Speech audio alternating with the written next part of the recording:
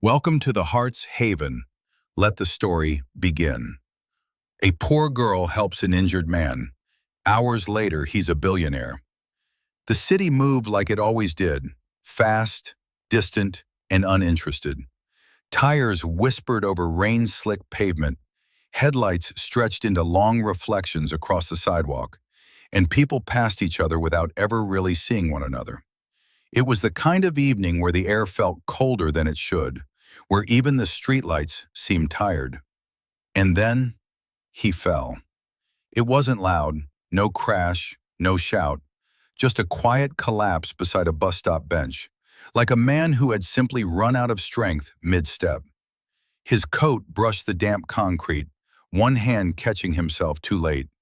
A few people slowed for half a second, just long enough to notice, then kept walking. Someone adjusted their umbrella, another checked their phone. The world didn't stop, but someone did. A small pair of worn sneakers skidded to a halt just a few feet away. She couldn't have been more than 8.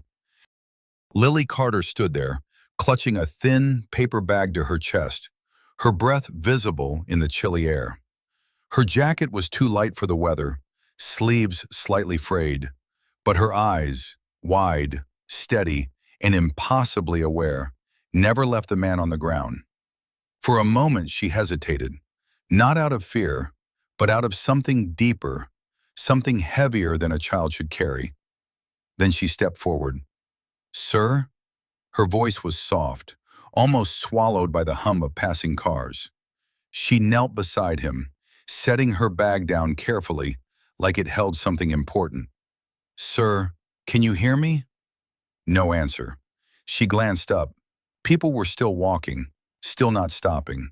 Her small hands hovered in the air for a second, unsure, trembling just slightly, before she made a decision.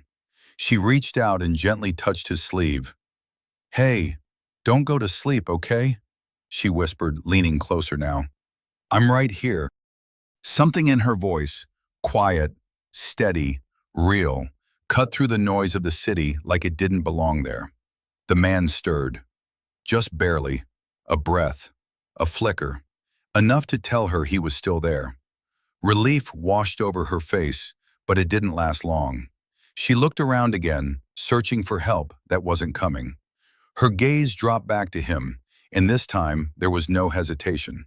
She slipped off her own scarf, thin, worn, but warm from her skin, and carefully folded it, pressing it gently where he needed support. Her movements slow and deliberate, like she'd done this before, or maybe like she just refused to do nothing. "You're okay," she murmured again, more to him or maybe to herself. "You just gotta stay with me." Her paper bag tipped slightly beside her, revealing its contents. Half a sandwich wrapped in napkins, and a small apple, slightly bruised. Dinner. Probably her only one. She didn't look at it. Instead, she took his hand. It was cold. She tightened her grip. "Someone's waiting for you, right?" she asked quietly, her voice carrying a strange kind of hope. "You can't just not go back." The city kept moving. Cars passed. Lights flickered. Time didn't slow. But right there on that wet stretch of sidewalk, something invisible shifted. Because in a world that had already decided to walk away, a little girl stayed. The ambulance lights arrived not with noise, but with a quiet urgency that finally broke through the indifference of the street. Red and white reflections danced across the wet pavement, stretching long across the sidewalk where Lily still knelt, her small hand wrapped tightly around his. "Over here," she called, her voice stronger now, rising above the hum of engines and distant footsteps. For the first time, people stopped. Not because they had chosen to, but because someone else finally had. Paramedics moved quickly, their steps purposeful, their presence shifting the air around them. One of them crouched beside the man, speaking calmly, checking, assessing. Another turned to Lily, offering a gentle smile that did not quite hide the urgency in his eyes. "You did the right thing," he said softly. "You stayed with him." Lily nodded, but she did not let go. "Is he going to be okay?" she asked, her voice quieter now, almost afraid of the answer. The paramedic glanced at the man, then back at her. He is lucky you found him. Lucky, the word lingered. Carefully, they began to lift him, guiding him onto the stretcher. His hands slipped from hers in the process, and for just a second, her fingers reached forward, like she was not ready to lose that connection yet. Then it was gone. The doors of the ambulance opened with a soft, mechanical hum. One of the paramedics paused before stepping inside and looked back at her. "Do you have someone with you?" he asked. Lily shook her head. "I am okay," she said quickly. I have to get home." It was not hesitation. It was certainty. The paramedic studied her for a moment, then nodded slowly, as if understanding something unspoken. "You take care of yourself, all right?" She gave a small nod. And just like that, they were gone. The ambulance pulled away, lights fading into the distance, swallowed by the city that had already begun to move again, as if nothing had happened. Lily stood there alone. The street returned to its rhythm. Footsteps, engines, distant voices, everything exactly as it was before, except for the quiet space left behind where something important had just taken place.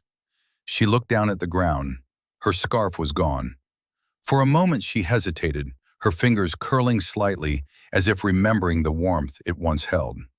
Then she exhaled, a small breath that carried more acceptance than disappointment. "It is okay," she whispered to herself. She reached for her paper bag, lifting it carefully. The apple rolled slightly inside, tapping softly against the side. She adjusted the top, making sure everything was still there. Dinner. She turned toward the direction of home. The walk was not long, but it felt longer in the cold. Streetlights flickered overhead as she moved from one block to the next, her steps steady, her thoughts quieter now. She passed storefront windows glowing with warmth. Families gathered inside, laughter muffled behind glass she never touched. But she did not stop, because somewhere, someone was waiting for her too. A small apartment at the end of a narrow street came into view. The building was old, its paint worn, its windows dim, but one light was still on inside. Lily slowed as she reached the door, her hand resting briefly against the handle before she pushed it open. Inside, the air was warmer, but still fragile. "Mama?" she called softly. A faint voice answered from the other room. "Lily, is that you?" Relief softened her face instantly. "I am home," she said, stepping inside, closing the door behind her as the city disappeared once more.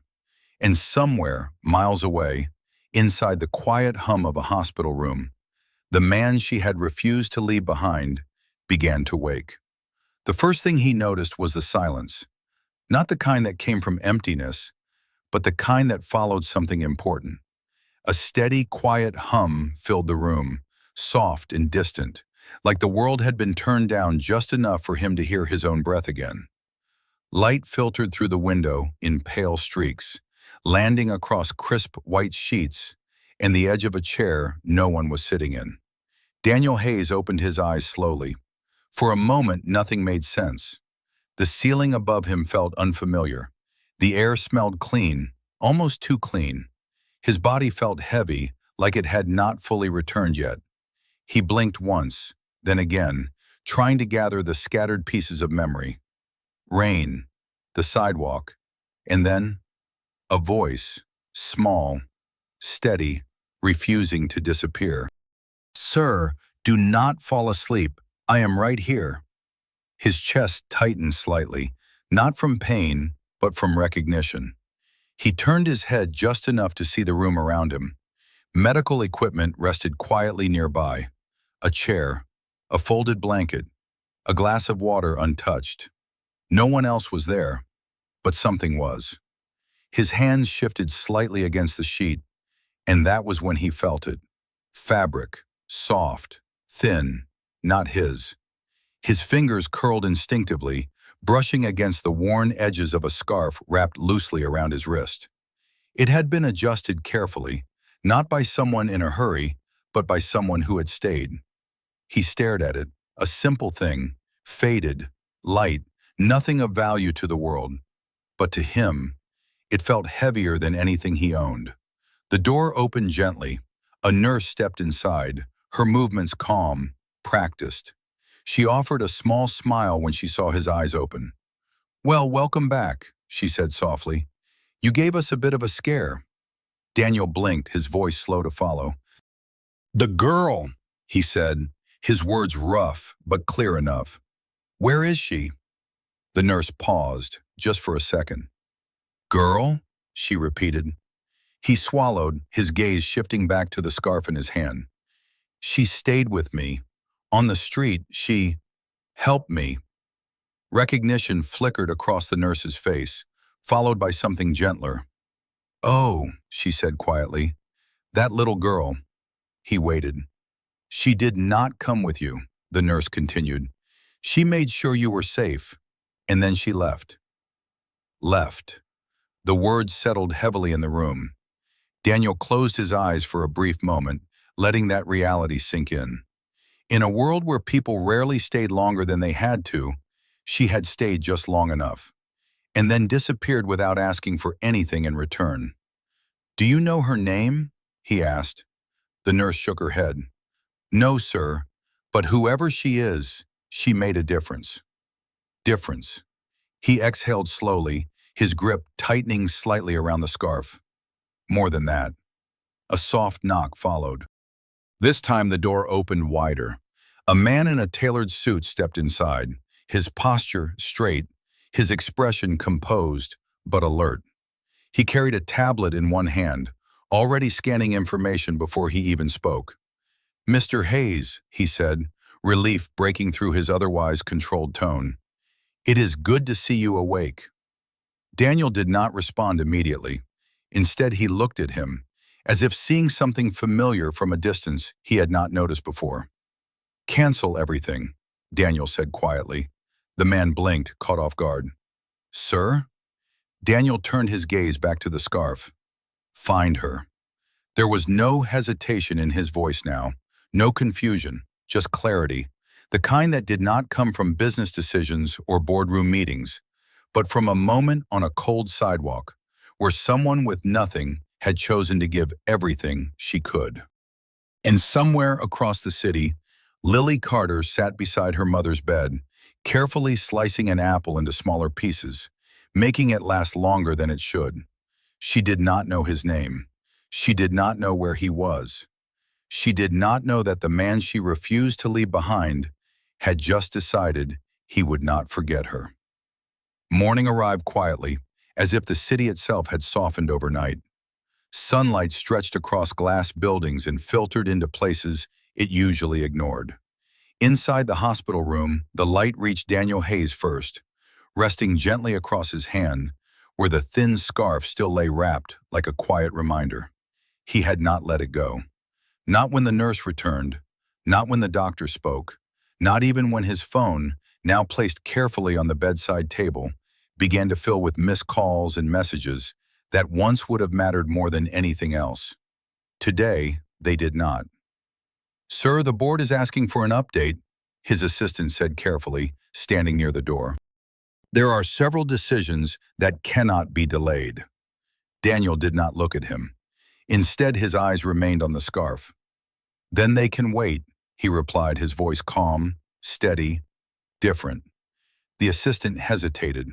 This was not the response he expected, not from a man who had built his life on urgency, precision, and control. "Sir, this is highly unusual." Daniel finally turned, meeting his gaze. "So is a child staying behind when everyone else walks away." The room fell quiet. There was no argument after that, because some things did not belong in a schedule. By late morning, Daniel was on his feet, not fully recovered, not entirely steady, but determined in a way that did not come from habit. The hospital hallway stretched ahead of him, long and polished, filled with quiet movement and distant voices. He moved through it slowly, the scarf still in his hand now, folded with care. Every step felt purposeful, not towards something he owned, but towards something he owed. Outside, the city looked different in daylight. The same streets, the same corners, but now visible in a way they had not been the night before. Details emerged, cracks in the sidewalk, faded signs, corners where people waited, unnoticed.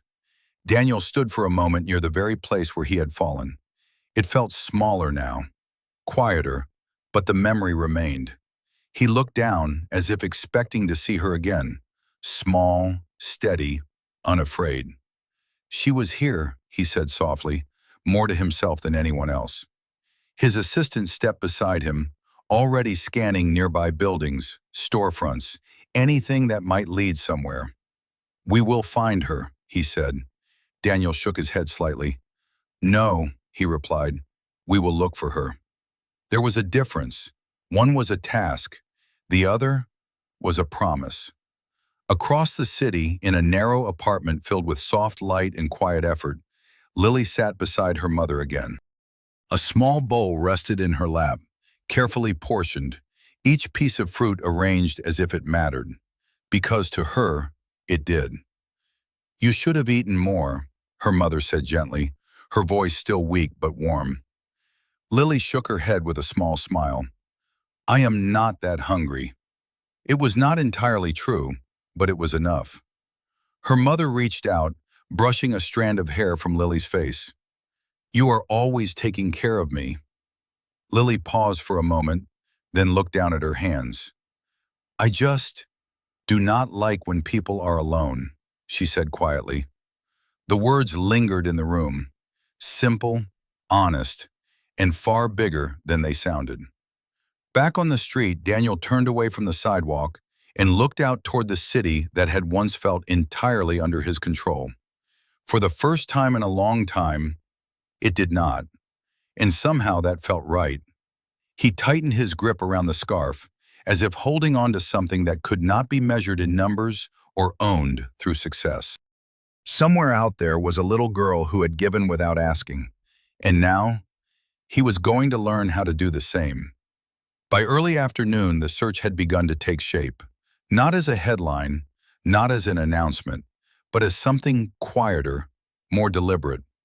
Daniel stood inside the back seat of a black sedan parked along the same street, his gaze fixed on the passing sidewalks. The city moved in patterns now, people heading to lunch, delivery trucks stopping and starting, conversations blending into the rhythm of the day. Somewhere in all of it, she existed. His assistant sat across from him, tablet in hand, voice steady but efficient. "We have checked nearby clinics, shelters, and the local schools within a 1-mile radius. There are several possible matches, but nothing confirmed yet." Daniel nodded once, absorbing the information without urgency. "Expand the radius," he said. "To how far?" He paused, looking out at a group of children walking past, their laughter brief but bright. "As far as it takes."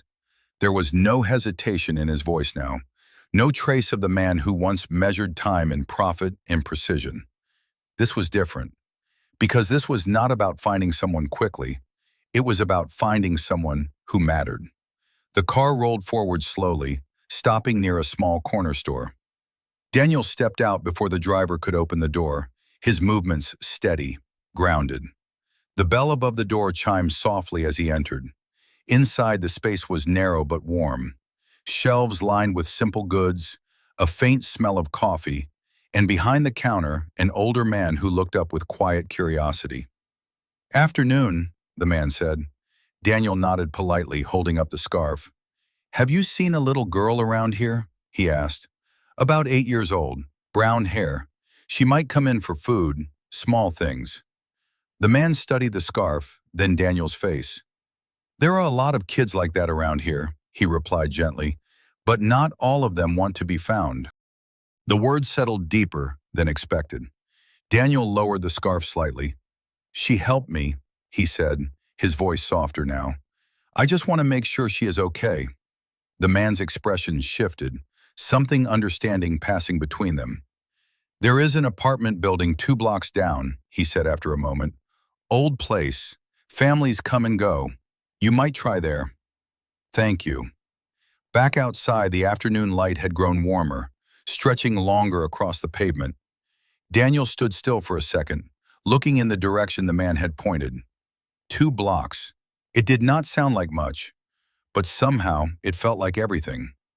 Across those same 2 blocks, in a quiet room with worn walls and a single window letting in soft light, Lily sat beside her mother again. A small notebook rested open in her lap now, her pencil moving carefully across the page, each word written slowly, thoughtfully. "Who are you writing to?" her mother asked gently. Lily paused, then smiled just a little. "I do not know his name," she admitted, "but I just wanted to say thank you." Her mother looked at her, puzzled. "Thank you?" Lily nodded. "He stayed," she said simply. And just outside, footsteps approached the building. Closer, not rushed, not loud, but certain. As if for the first time in a long time, someone was walking toward the right place. The hallway smelled faintly of old paint and something warm trying to hold on. Daniel slowed his steps as he entered the building, the door closing softly behind him with a quiet click. The noise of the city faded almost instantly, replaced by a stillness that felt lived in. Not empty, not forgotten, just quiet in a way that told stories no one had time to hear. His shoes echoed lightly against the worn wooden floor as he moved forward. Each step measured, each breath steady. In his hand, the scarf remained folded, held with a kind of care that had nothing to do with its value, and everything to do with what it meant. Somewhere above him, a faint sound drifted down the stairwell. A voice, small, gentle. He stopped, not because he was unsure, but because something in that sound felt familiar in a way he could not explain. "And I hope he is okay." Lily's voice carried softly through the quiet space, her words slow, careful, as if each one mattered. "Even if I never see him again." Daniel's breath caught. For a moment the world seemed to narrow. The hallway, the walls, the distance between floors. All of it faded until there was only that voice.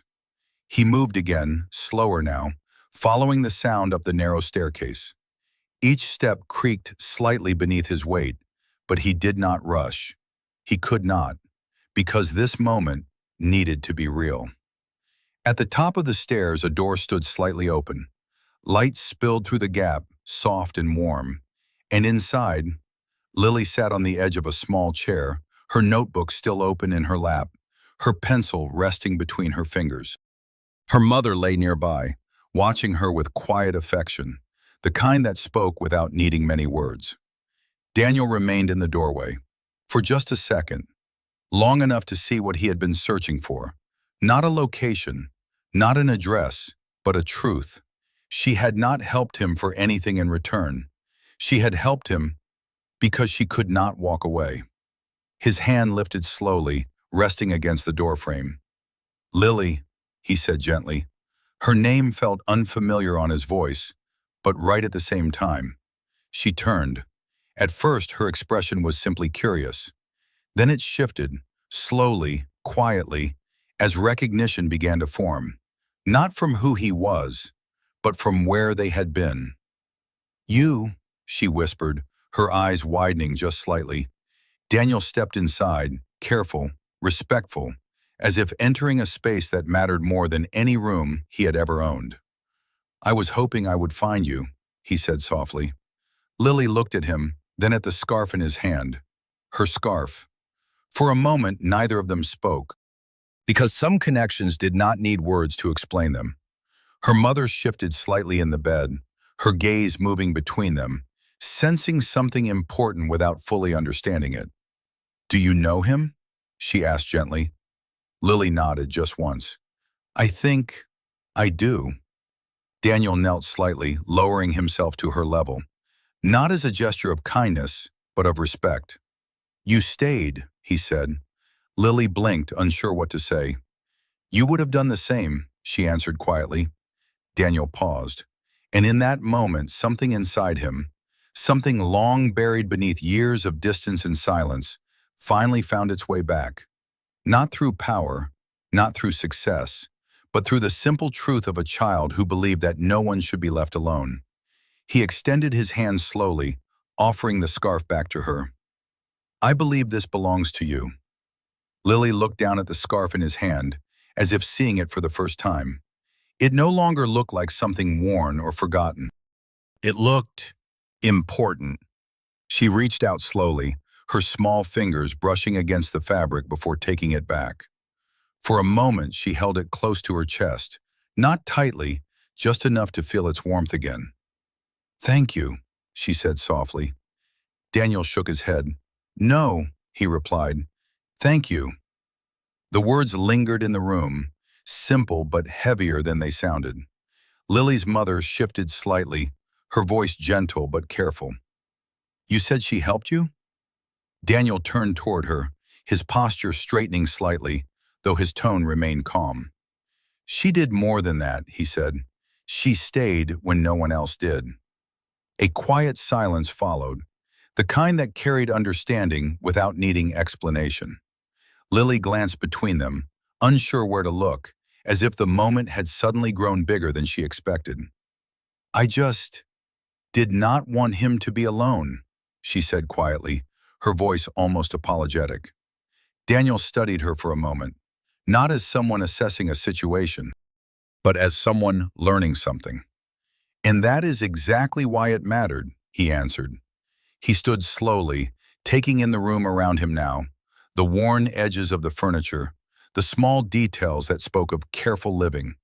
Nothing wasted, nothing taken for granted. His eyes paused briefly on the table, the apple slices, the notebook, the pencil worn down from use. Everything told the same story. They did not have much, but they still gave. Behind him, his assistant stepped into the doorway, hesitating for just a second before speaking. "Sir," he said quietly, "we should discuss next steps." The words felt out of place here, too formal, too distant. Daniel did not turn immediately. Instead, he looked back at Lily. "What do you want to be when you grow up?" he asked. The question caught her off guard. She blinked, thinking. "I do not know yet," she admitted. "Maybe something that helps people feel better." Daniel nodded slowly. "That sounds like a good plan." His assistant cleared his throat gently. "Sir, there are considerations, legal, financial. We should proceed carefully." There it was, the world he came from, measured, structured, safe. Daniel finally turned to face him. "For years, I have made decisions based on what was safe," he said evenly, "and I still ended up alone." The assistant said nothing, because there was nothing to argue. Daniel looked back at Lily and her mother. "This is not a transaction," he continued. "This is a responsibility." The room grew quiet again, not tense, just real. He stepped closer, his voice softening. "I would like to help," he said, "not because I have to, but because you gave something first." Lily looked up at him, her expression uncertain but open. "You already said thank you," she said. Daniel smiled faintly. "I am just getting started." Outside, the light had begun to shift again, afternoon slowly leaning toward evening. Inside that small room, something else shifted too. Not dramatic, not loud, but certain. Because sometimes the hardest choice is not whether to help, it is choosing to care, even when no one expects you to. For a moment, no one moved. The room held its breath, as if even the air understood that something important had just been set into motion. Daniel reached into his coat slowly, not with urgency, but with intention. He pulled out a simple card, clean, minimal, unassuming, and placed it gently on the small table beside the notebook. "This is where I work," he said, his voice steady. "You do not have to come. You do not have to call. But if you ever need anything, you will not have to wonder where to find me." Lily looked at the card, then back at him.